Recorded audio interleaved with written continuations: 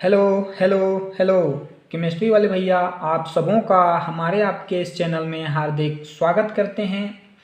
आज का जो टॉपिक है हम लोगों का, उस पर पहले नहीं आते, बाद में आते हैं। ये हम लोग का फेज इक्विलिब्रियम का 15th लेक्चर है। और इससे पहले हम लोगों ने क्या क्या स्टडी करा है। वन कंपोनेंट सिस्टम में हम लोग ट्रिपल पॉइंट जैसे टर्म का स्टडी करा। टू कंपोनेंट सिस्टम हम लोग पहले देख चुके हैं कि इसमें दो टाइप्स होते हैं, एक में कंपाउंड नहीं बनता है तो दूसरे में कंपाउंड बनता है। जो कंपाउंड नहीं बनता है इसमें हम लोग eutectic point, eutectic temperature, eutectic mixture जैसे टर्म का स्टडी करा। ठीक है, इसमें कुछ एग्जाम्पल्स हैं, 3 एग्जाम्पल्स हैं, तीनों एग्जाम्पल को हम लोगों ने कर लिया है। अब हम लोग की बारी है वैसे टू कंपोनेंट सिस्टम जिसमें कंपाउंड का फॉर्मेशन होता है।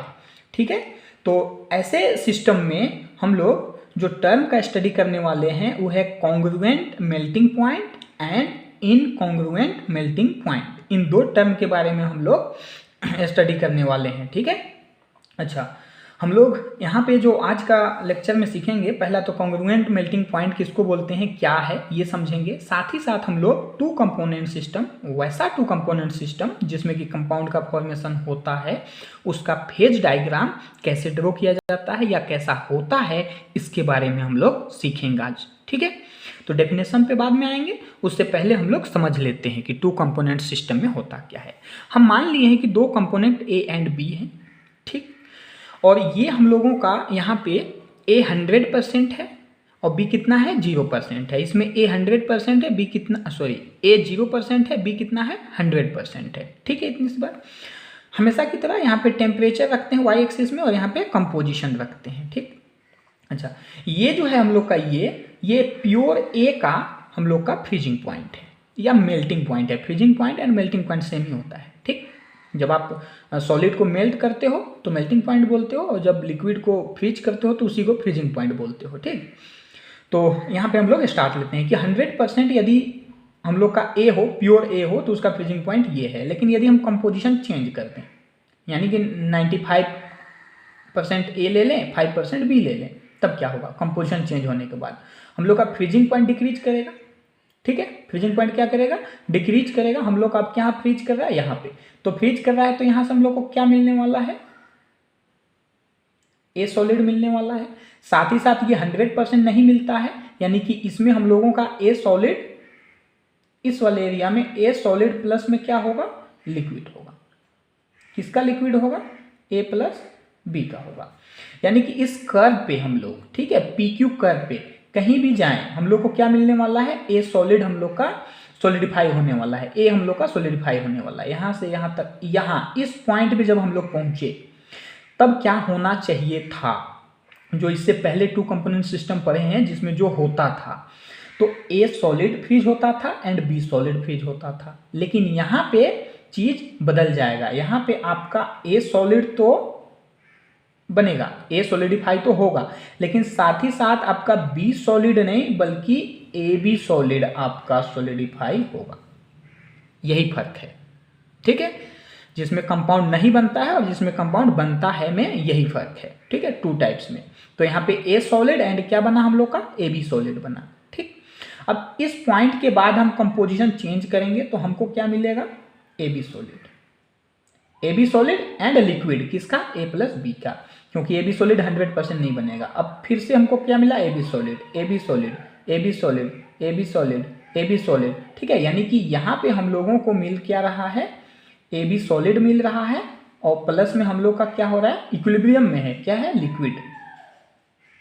ये है लिक्विड। ये ए बी सॉलिड मिल रहा है, मिल रहा है, मिल रहा है। फाइनली हम लोग इस पॉइंट पे पहुंचे और इस पॉइंट पे पहुंचने के बाद हम लोग कुछ अलग एक्सपीरियंस किए। क्या अलग किए कि हम लोग का जो ए बी सॉलिड है ना, या जो हम लोग का जितना भी हम लोग लिक्विड लिए हैं, ए प्लस बी का जितना भी कंपोजिशन है यहाँ पे, ठीक है, जो भी है वो 100% हम लोगों का, 100% हम लोग का ए बी सॉलिड में कन्वर्ट हो रहा था।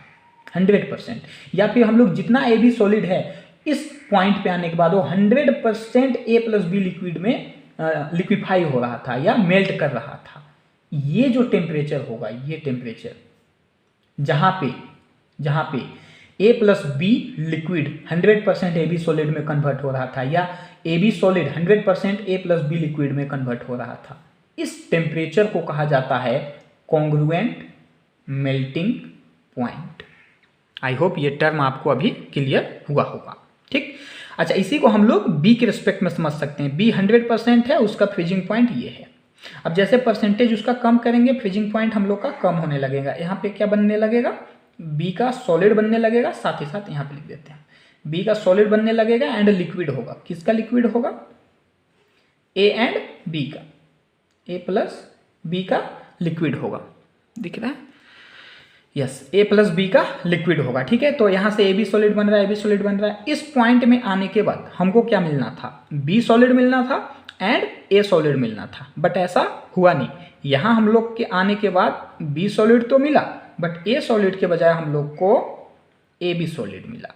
अब हर पॉइंट में ए बी सॉलिड मिल रहा है, ए बी सॉलिड मिल रहा है, ए बी सॉलिड प्लस में लिक्विड। 100% ए बी सॉलिड नहीं मिलता है, सो लिक्विड भी रहेगा साथ में। A B solid, A B solid, A B solid.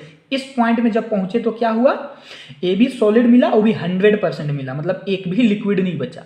जितना लिए थे पूरा का पूरा ए बी सॉलिड में कन्वर्ट हो गया, या जितना ए बी सॉलिड था इस टेम्परेचर पे पूरा का पूरा ए प्लस बी लिक्विड में मेल्ट कर जाएगा। इसी टेम्परेचर को हम लोग कॉन्ग्रुएंट मेल्टिंग पॉइंट बोलते हैं। और ये हम लोग का टू कंपोनेंट सिस्टम, ऐसा टू कंपोनेंट सिस्टम जिसमें कंपाउंड का फॉर्मेशन होता है, उसका ये हो गया हम लोगों का फेज डायग्राम, जहाँ पे क्या इन्वॉल्व है, कॉन्ग्रुएंट मेल्टिंग पॉइंट इन्वॉल्व है। ठीक, यहाँ पे हम नीचे लिखे हैं, in this phase diagram the temperature at point R is congruent melting point. Definition जो है ना, डेफिनेशन जो है वो ये है, आप पढ़ लोगे समझ में आ जाएगा, फिर भी हम सेकेंड वाला डेफिनेशन पढ़ देते हैं। The temperature at which a certain composition of two component completely freezes to compound और a compound completely melts to two component is known as congruent melting point. I hope समझ में आया होगा ये पॉइंट। हम लोग को इनकॉन्ग्रुएंट मेल्टिंग पॉइंट भी पढ़ना है, आगे पढ़ेंगे।